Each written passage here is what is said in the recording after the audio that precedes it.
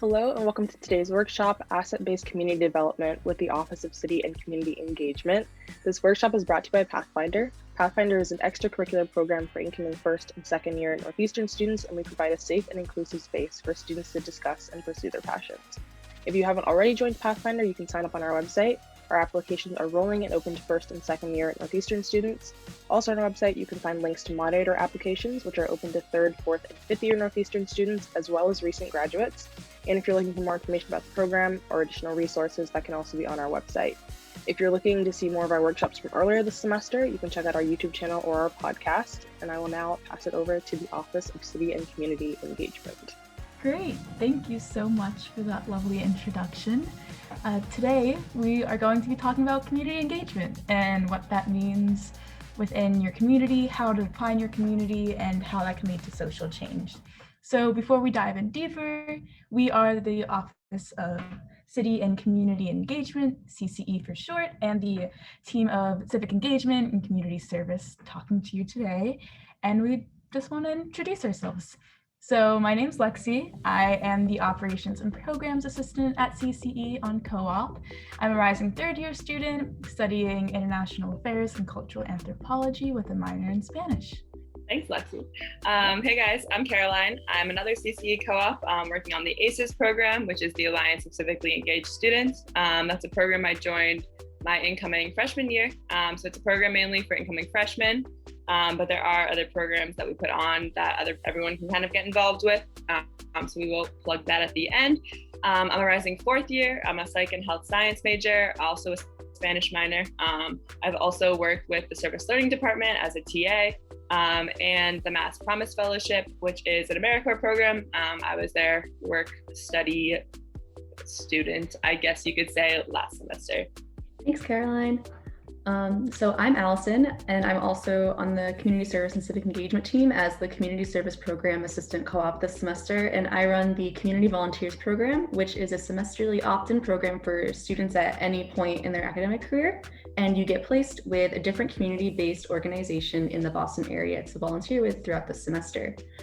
So I'm currently a master's candidate in the International Affairs program, and I'll be finishing up this summer. And I got my bachelor's at Binghamton University, and I'll be continuing on to get my PhD in global studies at the University of California, Irvine. Cool. So now that you know a bit about us, we're going to talk about community engagement, why it's important, why we're really presenting to you guys today about community engagement. So first off, community engagement is engaging responsibly and ethically in your community, while also fostering reciprocal relationships with community members. So all this being said, community engagement can happen literally anywhere. Community is in every area and every aspect of your life. You will always be in a community, whether that be a physical space you are in, a more like fostered family that you are in, really wherever you find yourself, you can create community.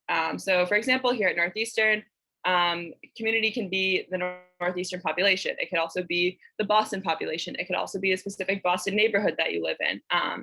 But the point is that it is your responsibility as a member of that community to help support it and amplify its assets. And the main point of community engagement is to work towards social change and to help out everyone around you. However, you are also going to be developing your own skill set while you're working with community engagement. So you can gain skills such as collaboration, empathy, self-reflection, sort of these soft skills that you might not necessarily gain in a classroom setting that is completely independent of your major, course of study, whatever you want to do in your life.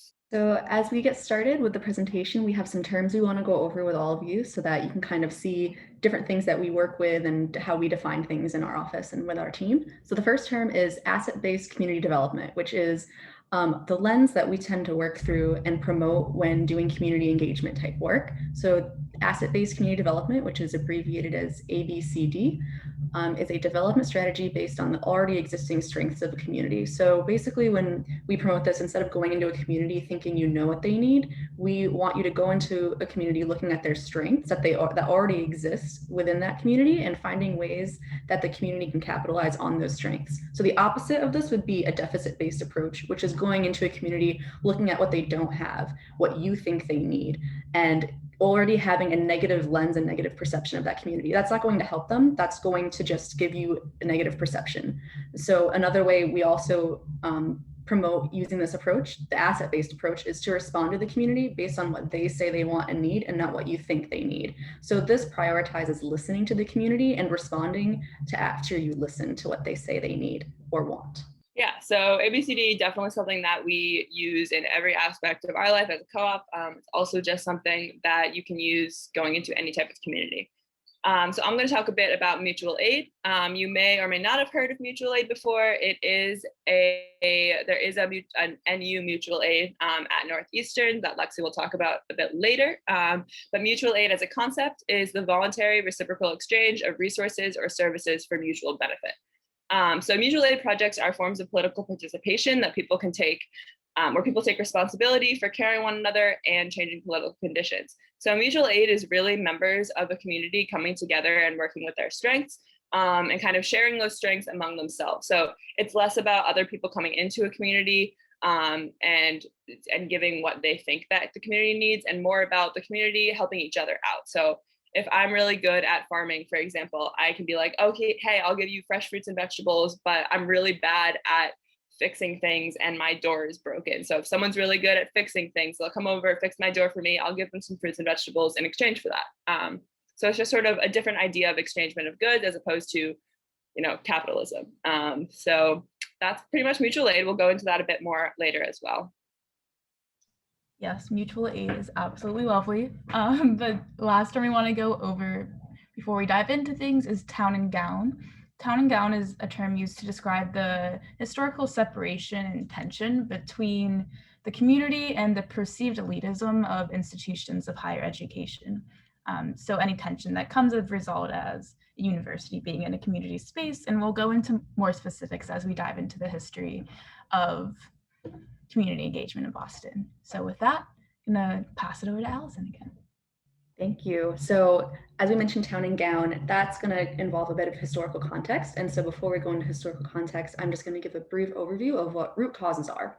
So when thinking about history and why certain organizations exist, you want to understand the root causes of the organizations to understand why these organizations need to exist and the things that they're actually addressing within a community. A root cause is an underlying social, historical, and economic factor that contributes to the existence and continuation of a social issue. So examples of root causes are systems of oppression, which lead to racism, classism, homophobia, sexism, or ableism, or other things. Certain historical events can be a root cause. Different institutions, such as government, education, law enforcement, medical, or religious institutions. There are community norms or ideas that create stereotypes, which can be root causes, and then the representation or lack thereof representation or state-sanctioned public policy can all be examples of different root causes of an organization or a social issue. And so when trying to address root causes and really thinking about them in a deeper way, you should think about how your work addresses root causes of an organization's existence, what opportunities exist for you to learn more about these root causes, and what actions could you take if you were interested in engaging further in addressing root causes in your community. And the reason we prioritize and emphasize root causes is so that when we learn the historical context of an area, you're able to dive a little bit deeper beyond the historical context and understand the roots. So using what we just learned about root causes, now I want to take this opportunity to really dive into the history and why it's important when doing community engagement work. So learning your community's historical context really allows not only for personal growth of your own knowledge, but it also helps you address the roots of the issues and grows your ability to really help the community and be an asset to the community along with the community. And so just for some context, for historical context, Northeastern is situated within 4 different Boston neighborhoods. There's Fenway, Mission Hill, Roxbury, and South End. So that makes us community members of all of those. And so tying in what we learned about the term town and gown, there's definitely town and gown between the city of Boston and our university, Northeastern. Some examples of this could be taxes, the prices of housing, student conduct. For example, if students are being loud and not being mindful of the neighborhoods they're living in and that they are not the only people sharing that space. Accessibility and just the physical space and location itself. And so there are so many specific historical context examples within the city of Boston that could easily have been dived into, have their own presentations, but just to really give a brief overview of some big topics that affect this work, first would be redlining. Simply put, redlining broke up neighborhoods. This happened a lot in Boston, but also other cities across the country. And it broke up the neighborhoods into 4 categories, with the best being colored green, and as they called it, hazardous, the most hazardous being colored red. And so this turned into a map really separating neighborhoods, and this led to blockbusting, which was a concept that lowering the value of white homes will result with more people of color moving in. And then that turned into white flight, where white people were moving out of the city and into the suburbs because of this fear of blockbusting. And so redlining just really had a lot of negative impacts that can still be seen today, especially through urban renewal and gentrification. Beginning in like the 1990s, like I said, with white flight, a lot of white suburban families began moving back to Boston. However, the increase of college students living in these areas and neighborhoods rather than on campus led to a more younger generation.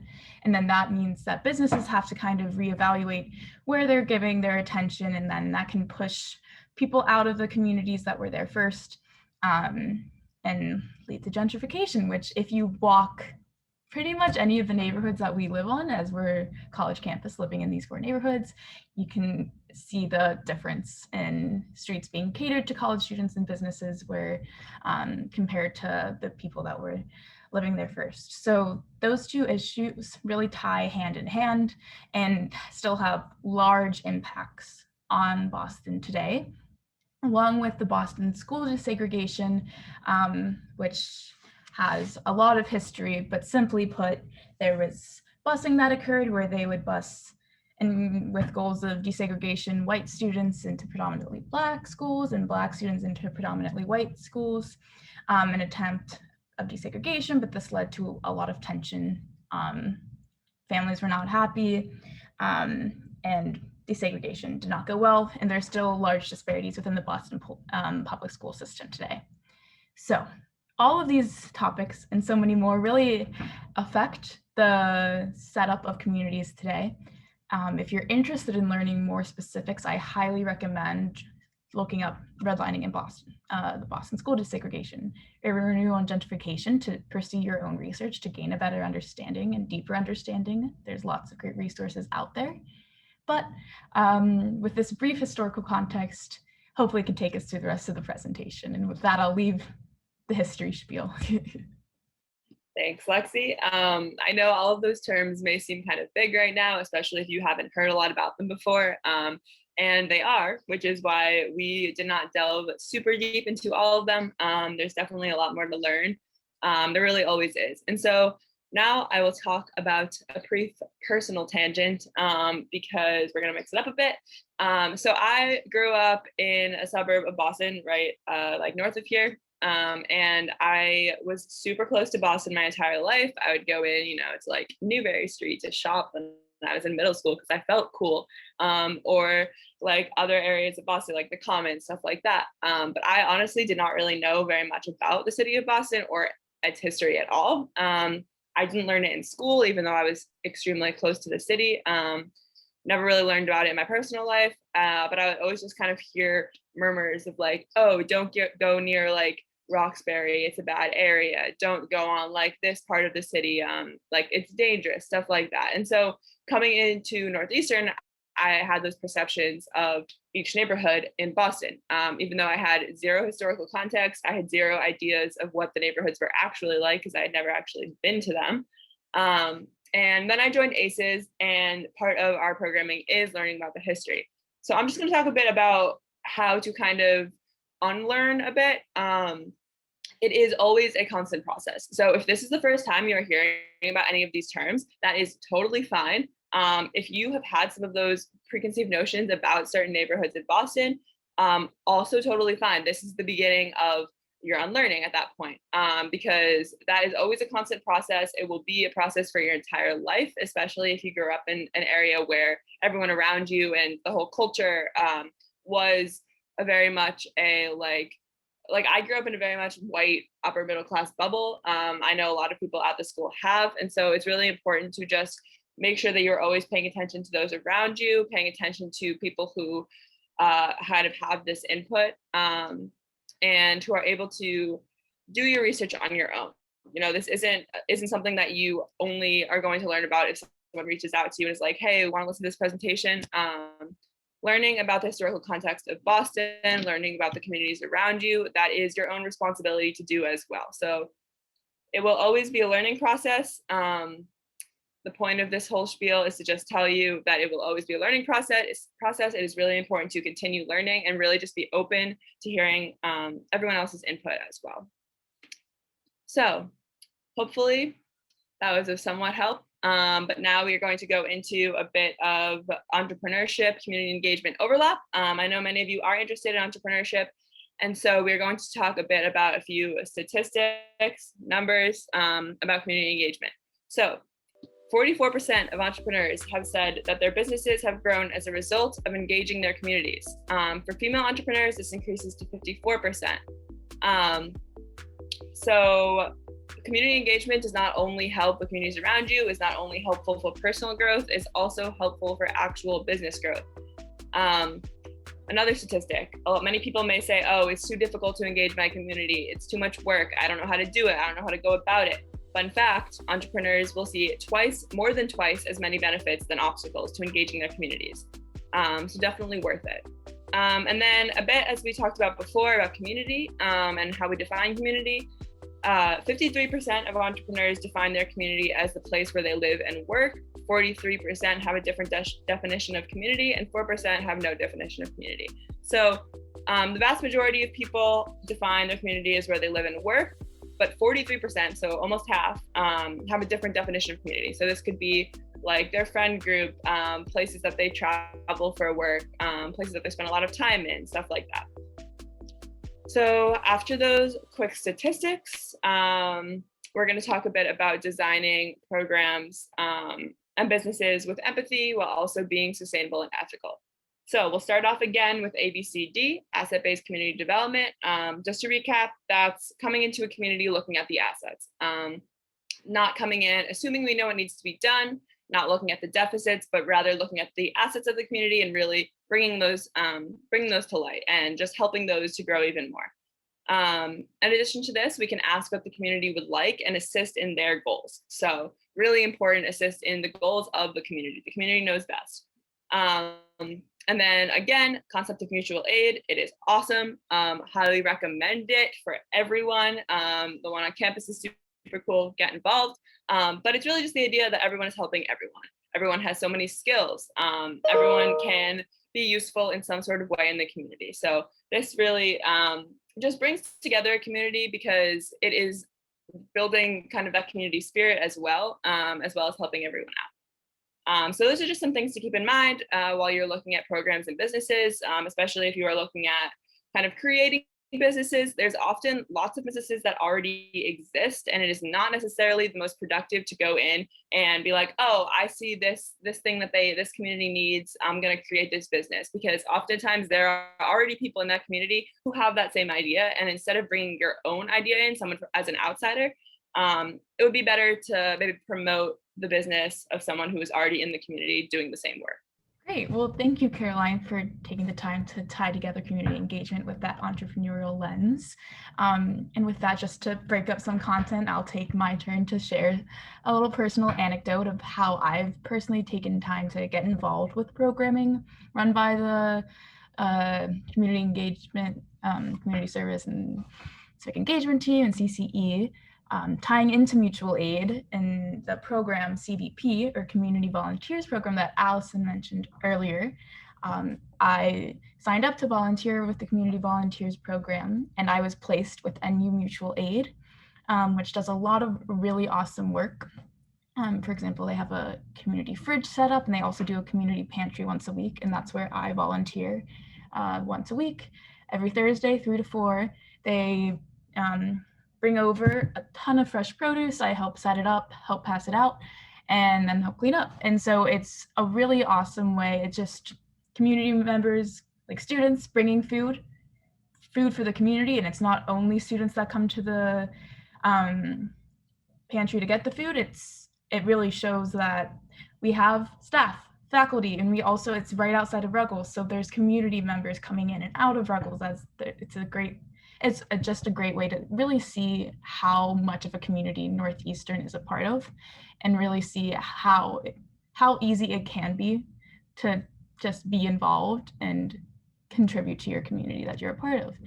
Another way that I've been participating in programming that's run by the office is I participated in the service learning class. I didn't even know it when I signed up for the class, but the class had service learning integrated in it, which meant I was placed for my class at a place to volunteer, which was Squash Busters on campus.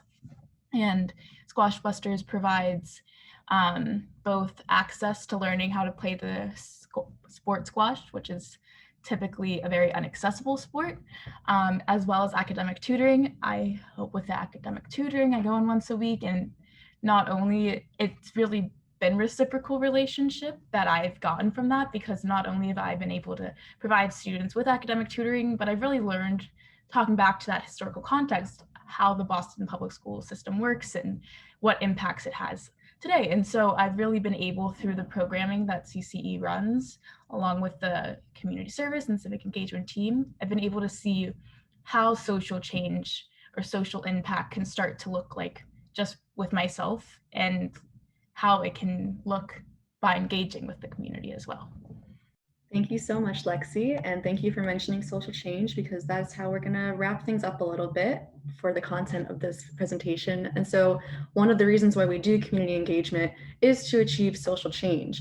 So if you are watching the presentation, I have a beautiful little wheel here, but if you're listening to the podcast, I'm going to go through and explain it. So the social change wheel was created by the Campus Compact at Iowa and Minnesota universities, and the wheel is split into 3 different parts. And it's a way to look at how social change is achieved, and that in this wheel really shows that social change doesn't happen through just one method or one path. It happens through a myriad of different activities and ideas and resources. So the way that the wheel is set up is there's an outer layer, and that outer layer is ways to work towards social change. And so some of these things are volunteering and direct service, which is a lot of what we've touched on, and socially responsible daily behavior.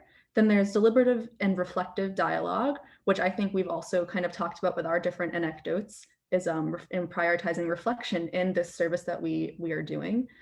Community organizing, advocacy and raising awareness, community building, social innovation and enterprise, fundraising, giving and philanthropy, community and economic development, protests and demonstrations, voting and formal political activities, and mutual aid and informal association. So that's just the outer wheel, which is the first step, which is a way to get towards social change.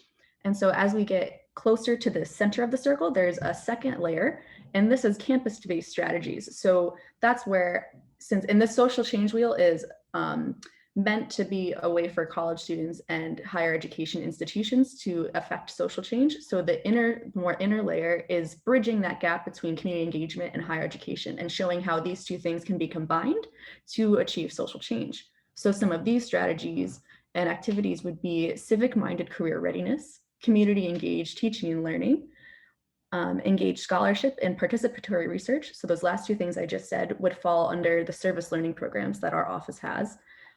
Voicing the public purposes of higher education, cultivating lifelong learners and global citizens, information, digital, and media literacies, and community building and partnership. And so with combining these 2 layers, we hope to achieve, which is the center of the circle, anti-racism, equity, and co-creation. And so by doing only one of these things, you're not going to create long-lasting or impactful change. It's a combination of all these things. And you may only be involved in one of these things, and that's okay.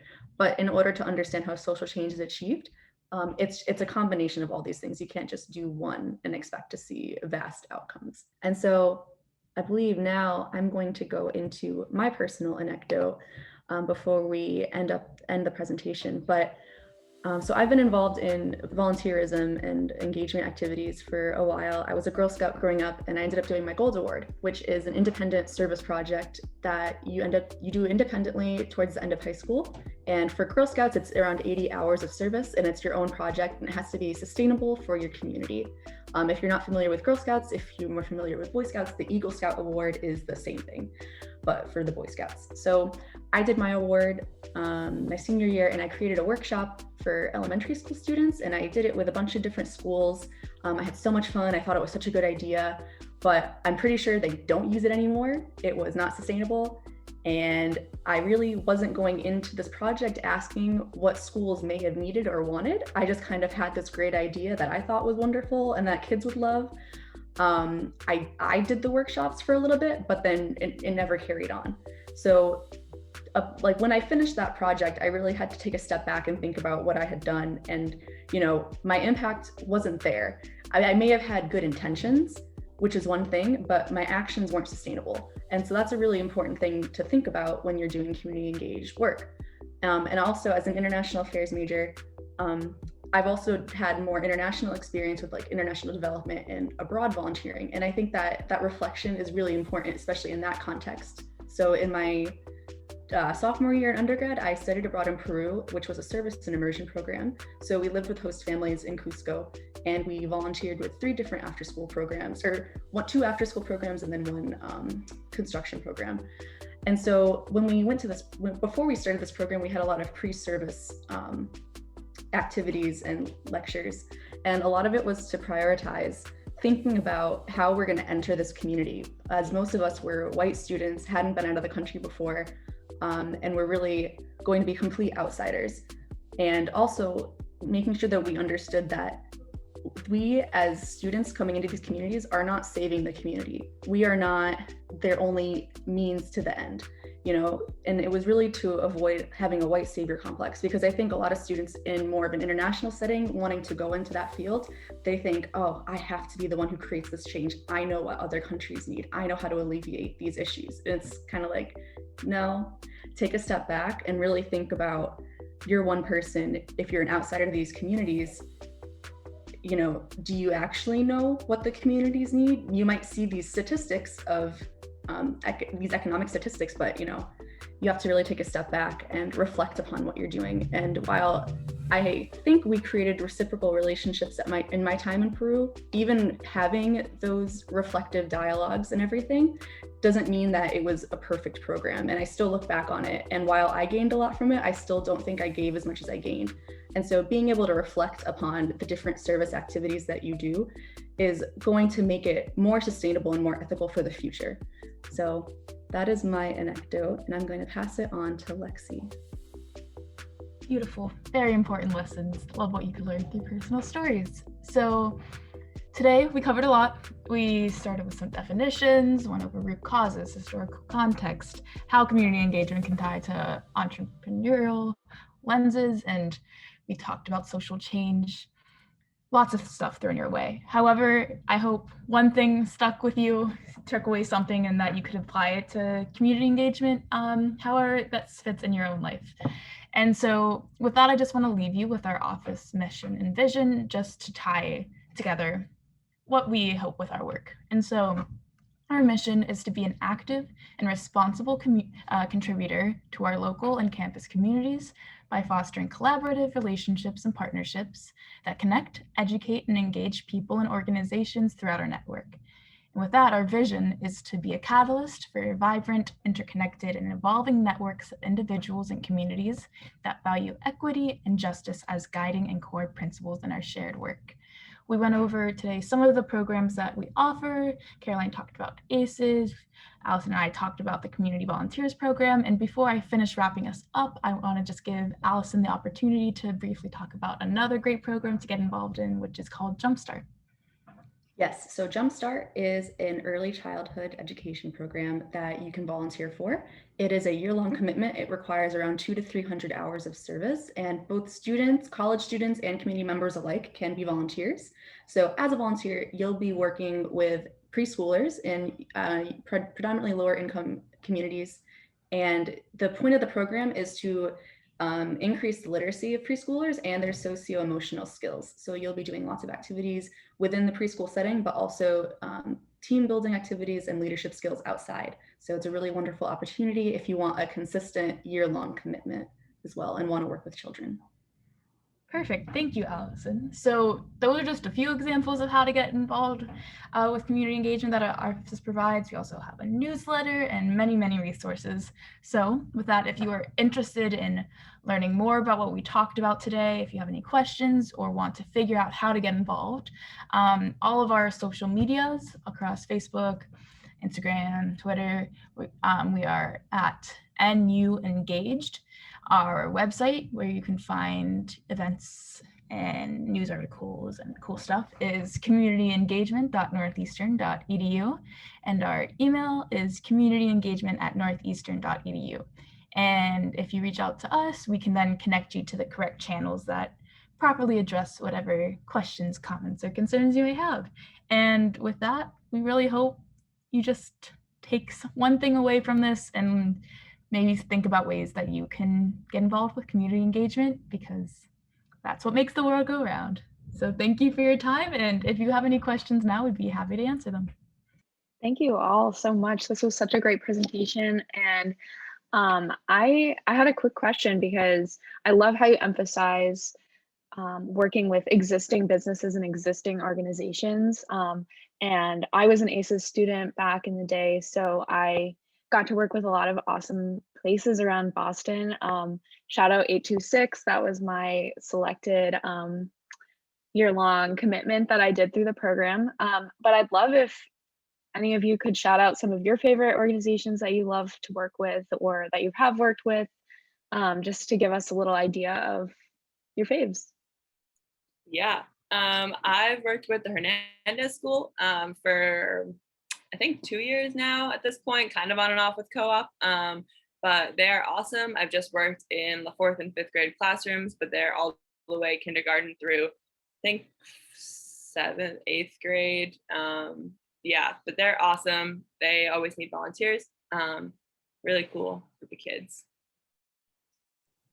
Yeah, I'll shout out once again NU Mutual Aid, Squash Busters. I've also done CVP programming with High Square Task Force, which is similar programming to what Caroline was talking about. There's so many awesome organizations out there. Yeah, I'm going to throw out a couple. So I haven't gotten to work with them, but as running CVP, we partner with a lot. So there's Boston Building Resources, Community Servings, Youth Enrichment Services. Oh, there's so many. We work with 826, also High Square Task Force and Hernandez After School Program. There might even be more. I think there's Fair Foods. There are so many wonderful, wonderful organizations in the Boston area you can get involved with. So take a look, just do some Google searches or reach out to us and we'll be more than happy to connect you with them. Also, our website highlights a bunch that recently won community grants that we run. So if you're interested in learning about more of the organizations, there's a big long list of organizations on our website that you can learn from. Oh, also maybe one more plug to our programs, but we didn't mention this because it's not as occurring, but there's the alternative spring break program. And so in non-COVID times, they do, instead of going on spring break, you would either do a local, national, or international service trip for the week of spring break, and you would be paired with a different community-based organization and serve with them for the week, and also learn about the history of the community that you're serving within. So that's another way to get to know if you do a lot with the Boston area and want to get a broader national or international sense of community-based organizations, that's also another option. Yeah, that's great. We'll definitely have links to all that within like the descriptions of the video and podcast. We also like to ask our hosts if they can speak about kind of like their first year in university, if they stuck with the major that they came in with, if they have like any advice for first and second year students or anything that they wish that they knew when they started out. I'll go. Yeah, I've switched my major like 4 times, I think. I came in as behavioral neuroscience. I decided it was way too much biology for me, and I also did not want to be pre-med anymore. So then I switched to psychology, I think, and I was doing the education master's, and then I was like, no, I don't want to be a teacher anymore. So then I did just psychology, and then I decided that I wanted more sciencey things. So now I'm psychology and health science. So I've switched my major many times. I also went from 4 years to 5 years because I wanted to add an extra co-op in. I've talked to lots of different advisors, and it's just, you can switch as many times as you want. I mean, not really, because you gotta stick. I feel like it's expensive to stay in college forever, but don't be afraid to switch it if you decide that you're really not like into your major. Also, the one piece of advice I always give people coming into college or in their first couple of years is to just try everything, because that's how you figure out what you're into. That's how you figure out what you like. If you go to one of those like club fairs or whatever, get on all the email lists. You can always take yourself off of them later. But sometimes you find community in places that you did not expect. Also, if you would like to join the women's rugby team, hit me up. Always a plug for that. Yeah, I would say I'd never changed my major, but I did add my minor. However, I still have no idea what I want to do with it. So, and that's totally okay.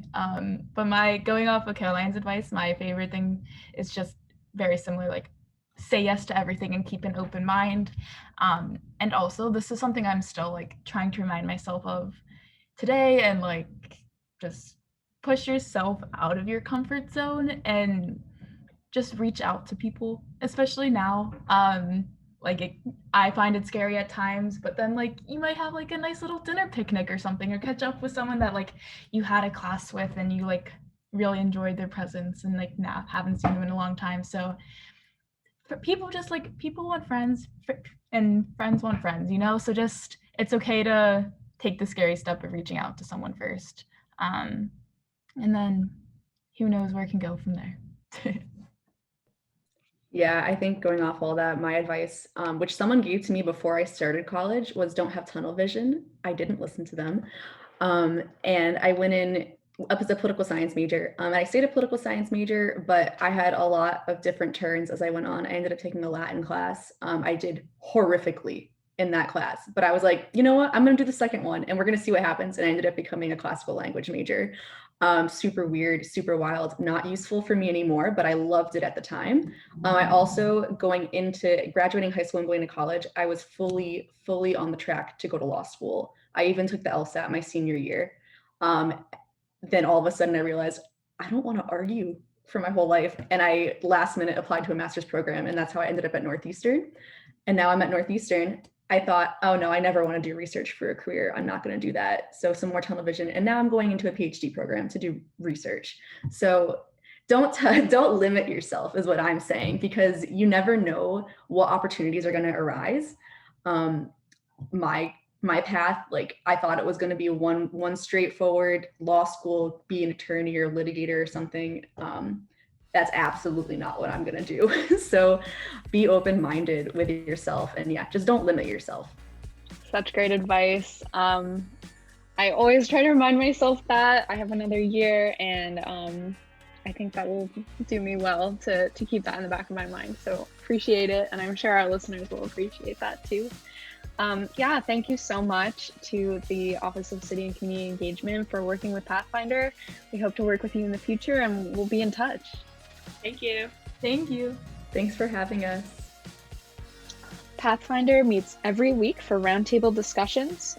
We also meet weekly for workshops just like this one. So check out our Google Calendar and join in next time.